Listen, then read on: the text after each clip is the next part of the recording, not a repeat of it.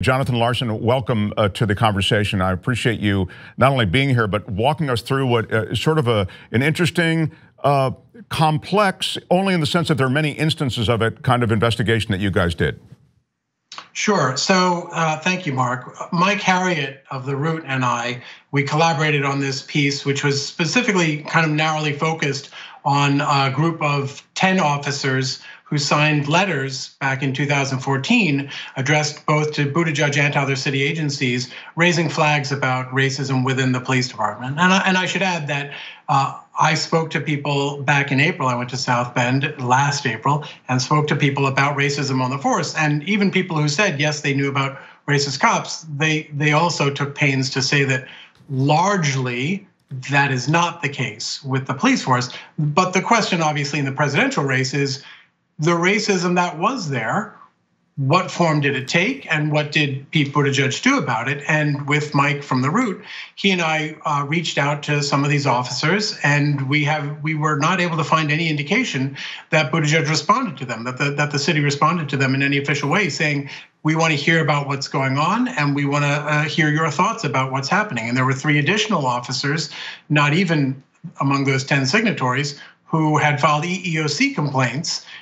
There were lawsuits as well, and the bottom line was that essentially in the scope of this report, we weren't able to find anyone who Buttigieg reached out to and said, tell me what you're experiencing, and let's see if we can get to the bottom of it. No, in fact, it would seem that Buttigieg was concerned with sort of covering the whole thing up, spinning it, paying people off. I mean, I'm talking about settlements, and oddly just dodging the entire thing. This involves recordings that he that were out there that document a sort of underlying or overt, but it's behind the curtain of what's going on, racism, and yet he ultimately claimed in the case of the tapes that he'd never heard them, and in other words, muddying the water, I suppose, might be a way to term his reaction.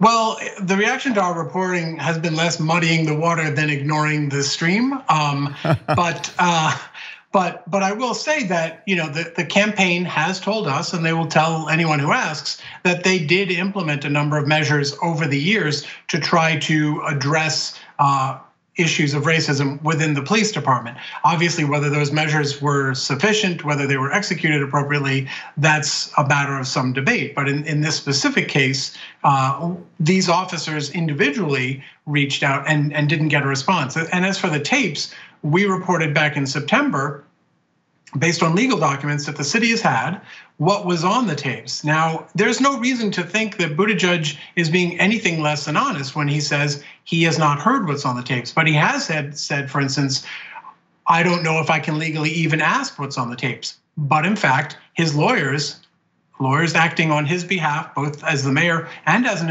individual, did ask the woman who heard the tapes, who made the tapes because of what she heard on the police phone recordings.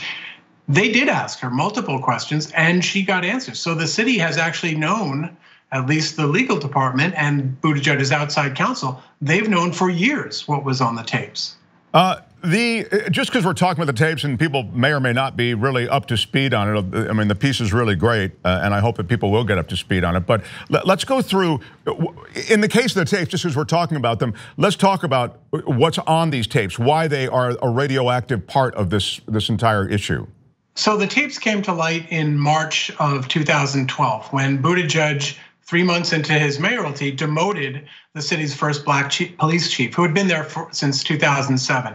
And the explanation he gave was that the chief was being investigated by the FBI for allegations of wiretapping his police officers, which was not untrue as far as it went, but there was more to the story. We haven't really had a full sense until recently of what more to the story was. The woman who I alluded to earlier, who made the tapes from the phone recordings, she said in her lawsuit, she referred years ago to an apparent scheme to get rid of the chief. We didn't have a sense of what that referred to, and thanks to various court orders and judicial rulings, she's not been allowed to speak publicly. But the documents that we accessed back in September lay out in her words, she says she heard police officers talking about using Buttigieg's donors to get him to agree to get rid of the black police chief. The officers are also described as speaking in Ebonics when referring to the chief. And Buttigieg is said in these documents to have agreed in June of 2011, 6 months before he even became mayor, to get rid of the chief. So that's been in those documents for years. And even after I mean, obviously we reached out to the campaign for comment, but we got none on the substance of the documents, and he has not commented on that aspect of the reporting either. And I should add, and they will tell you, that the two donors I spoke with essentially denied having these conversations. One said, I have no knowledge of that, and then hung up on me. The other denied throwing fundraisers for Buttigieg, and then did not respond when I emailed him a copy of a flyer for an invitation to a fundraiser that had his name on it.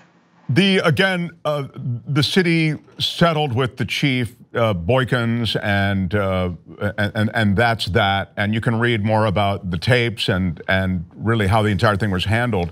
I want to move on to something else, because it's not just about that. It's really about an institutional racism within the department. And boy, even if you just look at the numbers, it's sort of, they're on pretty thin ice when it comes to hiring and promoting black officers.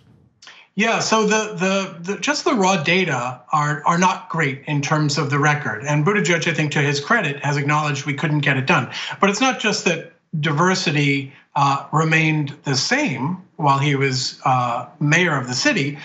The proportion of black officers on the force is about 240 people or so, and the proportion went from something like almost 30 black people on the force to barely a dozen, if I'm remembering correctly, or slightly more than that. Yeah, 15 black officers 6%. Is where it ended up, exactly. Thank you. Yeah, roughly 6% of the force now is black, in a city where I believe the black population is above 1/4 of the total population.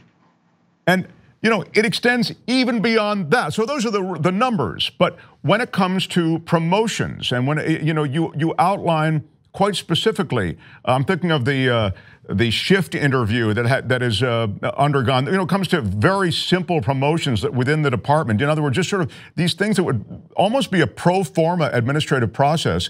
They take on the taint of a racism.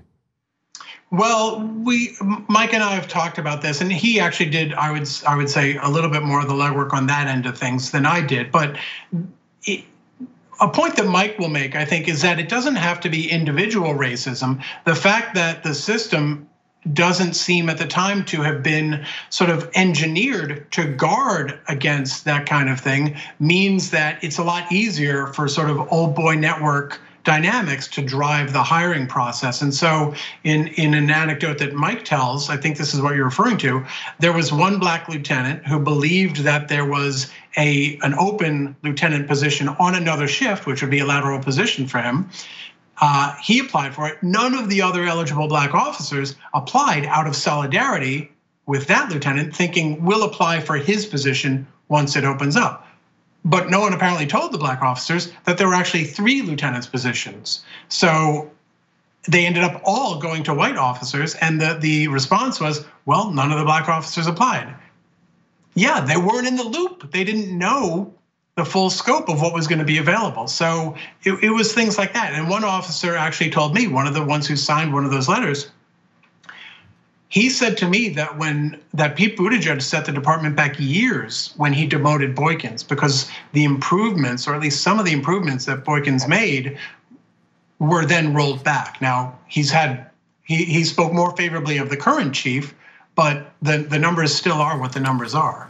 Yeah, I mean, if you actually get into the specifics here, it's so damning and humiliating, the process by which many of these black officers applied for or were locked out of some of these, as you suggest, sort of lateral moves. But their basic complaints boil down to 5 things, as at least listed in your piece.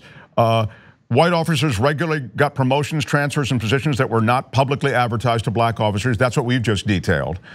Black officers were rarely promoted, which is something we've also sort of alluded to.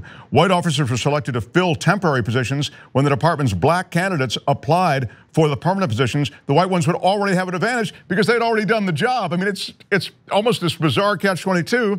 white officers would not back up black officers. This is the one I really wanted to get to. Back up black officers when they were in danger or needed help. White officers were rarely disciplined, while black officers were disciplined very harshly. I think the backup example, you give one in your piece, it's chilling, honestly.